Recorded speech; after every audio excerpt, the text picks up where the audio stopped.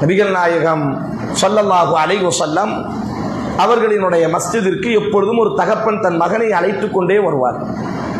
மகனும் தகப்பனும் பிரியவே மாட்டார்கள். இருவரும் இரண்டு உயிரை போன்றது அல்லாஹ் கொடுக்கக்கூடிய ஒரு பெரும் பாக்கியம்.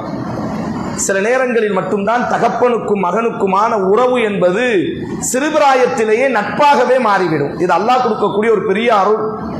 காரணம், சிறுபிராயத்தின் நட்பன நெருக்கமாக இருப்பவர்கள் கொஞ்சம் வாலிபம் வந்து விட்டவுடன் தகப்பனை விட்டு நாம் கொஞ்சம் என்ன செய்து விடுவோம் என்று சொன்னால், பொதுவாக 199 நபர்கள் தூரமாகி விடுவோம்.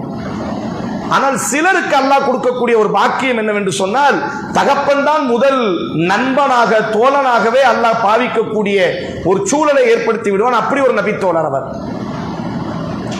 எங்கு பார்த்தாலும் தகப்பனும் தனையனும் தான்.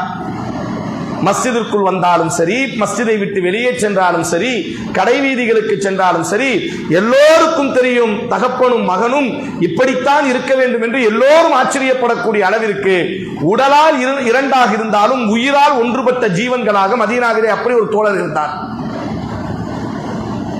ஒரு நாள் மஸ்ஜித் நபவியில் கண்ணீரோடி தேம்பி அழுது கொண்டிருக்கிறார். தொழுகை அல்லாத மற்ற நேரங்களில் உட்கார்ந்து அமர்ந்து கொண்டு சோகமாக அமர்கிறார். அல்லாஹுவின் தூதர் அவர் பக்கத்தில் அமர்ந்து கேட்கிறார்கள், என்ன காரணம்? எப்பொழுதும் உங்களினுடைய மகனையும் பக்கத்தில் வைத்திருப்பீர்களே.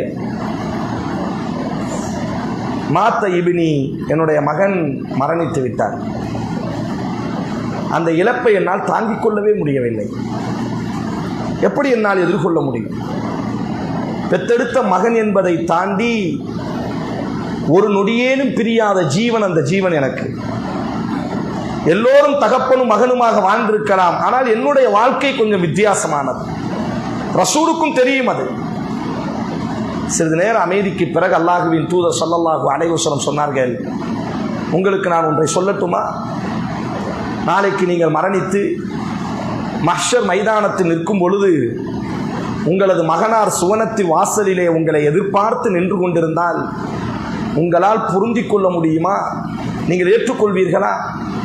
இந்த வார்த்தையை கேட்டதுதான் தாமதம். அல்லாஹுவின் தூதரே, என்னுடைய மகன் மறுமையில் என்னை வரவேற்பதற்காக சுவனத்தின் நிழலிலே நிற்கிறானா? ஆம், அவ்வளவுதான். இனி எதை நினைத்து நான் கவலை அடைய வேண்டும்? அல்லாஹுவின் தூதரே, இந்த வார்த்தை போதும். மகிழ்ச்சியோடு இந்த நபி தோழர் பள்ளியை விட்டு வெளியே சென்றார்.